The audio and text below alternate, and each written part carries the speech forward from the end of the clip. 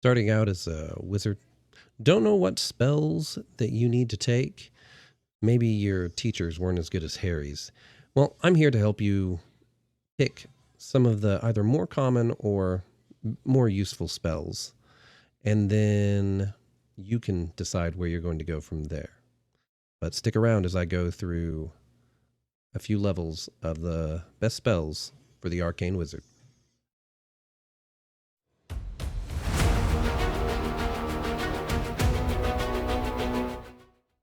Best arcane list that you can find, and we're going to start with level 4, fourth level wizard spells. Your DM may not like it. I love it. Animate Dead is fantastic. I made some videos covering Animate Dead, the different types of creatures you can create. In fact, I have full-on necromancers coming back from, I believe, October. And I love Animate Dead. I love Necromancer. It is not just for your dungeons BBEG. It is something that if you're willing to pay the 25 gold per hit dice of undead is fantastic. It's also something that if you have a small group and maybe you have someone that wants to play a little dark character, you can let them use things like Animate Dead and they can fill in a party as they level up. Same thing with having characters like a summoner. And Animate Dead's going to allow them to fill in. They're running a send out party, and you might not even have to adjust the difficulty if you give them the right undead. You're not too stingy with it. I played Necromancer one time, and they didn't want to give me undead. There was always one reason or another why I couldn't do what I designed my entire character to do. Black Tentacles. Oh, Big Mama. If you've played through Rise of the Rune Lord, you know. Black Tentacles in Pathfinders is fantastic. Low enough level, or especially if they're fighting off against a wizard and he's a higher level than them, bring Black Tentacles. Just do it. In fact, if your characters don't have a lot of strength or they don't do good against someone attacking their CMD, then bring Black Tentacles. It's great. I've locked down my party in multiple campaigns, multiple times. Love it. It's great for players too. It allows you to get a pretty decent area, 20-foot radius. That's 40-foot circle, one side to another. And it's going to lock them down for the entire fight. Maybe even allow you to question them a little bit before you off them. And it's great because you can take those humanoid figures and just steal them in their place. Deal a little bit of damage, but we're really here for crowd control. It's a great spell. Globe of Invulnerability Lesser. Immobile, faintly shimmering magical sphere surrounds you. Excludes all spell effects of 3rd level or lower. Now, 4th level or higher are still going to affect you, but it's a great little spell. It's a way to keep your wizard safe. There's the advanced version. You're probably going to use it too. I use the advanced version on casters later on in the game. I start throwing a lot more spellcasters at my party. Dimension Door. Everyone's going to use it. Everyone's going to love it. You're going to love it for retreating. You're going to love it for your monsters. Being able to go, 500 to 800, almost 1,000 feet. It's fantastic. One thing I will say as a GM is when they're going for that distance, don't let them measure things off exactly. They can see it. That's fine, but don't let them peek around a corner and then maybe be so specific with it, or they know that they're coming up to a courtyard and so they specifically put their characters. But it is great. It's great for monsters getting out. I usually throw quicken dimension doors on some of my big bads. Players love it. They'll use it to teleport right up to the caster and smash face. It's great. Just remember, it's going to be limited on how many you can take care of or take with you and their size. So large creatures counting as 2 medium. It's going to keep you from doing certain buffs. Most people probably won't do it, or if you've got an Eidolon in the party, but it's a great spell, defensive or otherwise. Visibility greater. Like I said last time, invisibility is great. The fact that invisibility drops whenever you make an attack, only an attack. is fantastic. Invisibility in general drops whenever you make an attack, but only an attack. You can still cast spells as long as they're not attacking spells. I do this with familiars all the time, and having greater invisibility as a player means that you can go ham, and they either can't target you, have to target your square, so they're going to have a 50% miss chance, and you're getting advantage with attacks. It's fantastic. Maybe not always the best use of a spell slot if you're limited, but it's great. Confusion might be one of the best uses for a spell slot.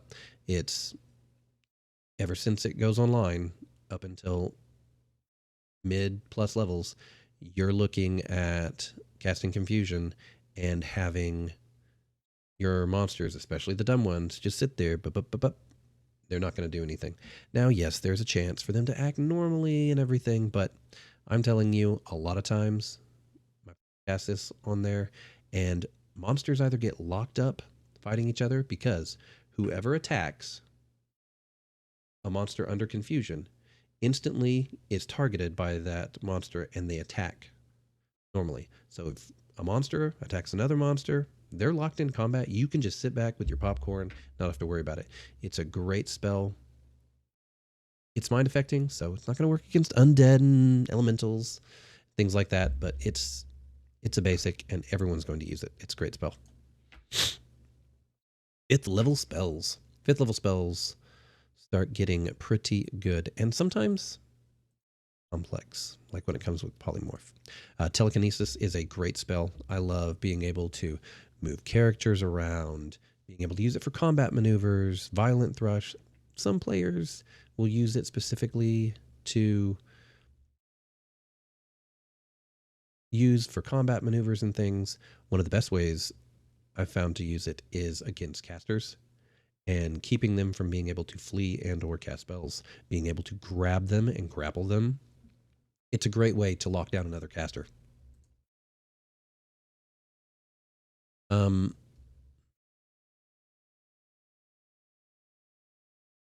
Duration is concentration up to 1 round a level. So concentration means you're going to be eating actions to use telekinesis, but still, if you're smart about it, it's a great way, like I said, to lock down casters, and you can still do things with movement and quickening actions and stuff. Wall of Force is a great defensive spell. It's immune to dispel magic. Disjunctions take care of it, though. You're also looking at disintegrate, right? But breath weapons can't go through it. Dimensional door teleports obviously can.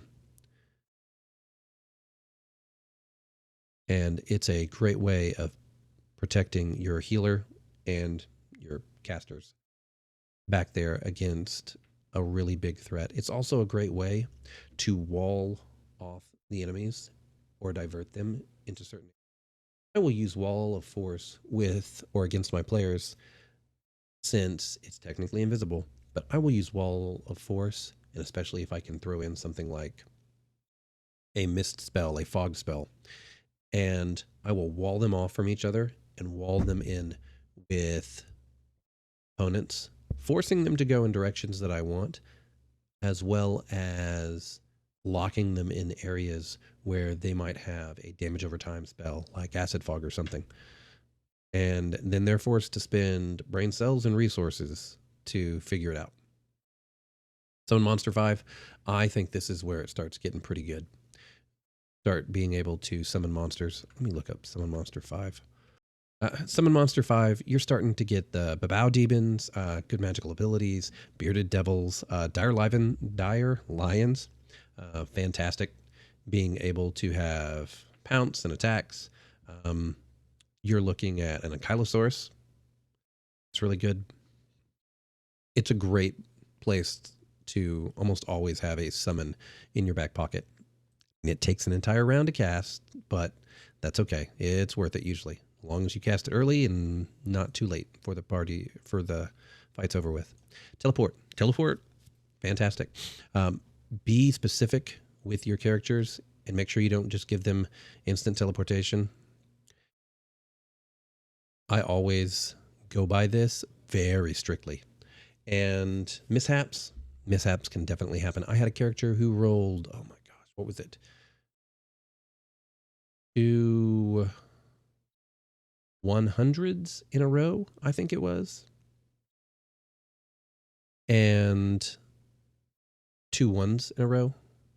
But anyway, I had a character who failed twice in a row with their teleport because, oh, well, now I have teleport. We're just going to jump around and we're going to leave the airship here. And it took them a while to recover spell slots and get back to their airship because they failed and found themselves in other places that were dangerous to them. So, or in the middle of the ocean. I've had that happen before too. Great teleport will take care of this, but they don't get that yet. All right.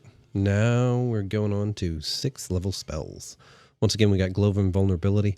Not as good in comparative to your level as previous. This only does up to 4th level spells, spell-like abilities. This sphere is not going to do as much protection as the previous one because by the time you're doing 6th level spells, you're level 10, 11, 12. For a GM, it's not bad. Forces your players not to use those little spells. Causes them to skip out on things like I said, confusion, which they'll use a lot of. Chain lightning, it's fantastic. Being able to jump between targets, going all the way up to 26 worth of damage. I have a wizard that, due to the makeup of the party, is finally getting to use a lot more damage spells this time around in her full caster, and she's loving it. She's still taking out a lot of the riffraff that I throw at them with using chain lightning. Flesh of Stone, love using this more for my players. It's a fortitude save. While this can sometimes be great against a party, especially casters, or like my current level 15 players where everyone's bad save is a fortitude save, then it's not bad. But as a player, Flesh to Stone's not so great because a lot of the monsters, unless you're playing up against a caster, and then they might have some kind of invulnerability or something, but Flesh to Stone won't work as well because a lot of times monsters' big saves are going to be their fortitude. True Seeing, fantastic, love it. I currently have a caster that I need to disjunction because she has this permanently cast on her, I believe. And so I've got to fix that. But it's great. Able to see through different effects, see through objects under blur, displacement. It's great for your BBE because once you're getting to this level of in the teens, then they're able to get past all of the defenses that your players might be able to have against them, since they're probably going to be the focus and only last for a round or two.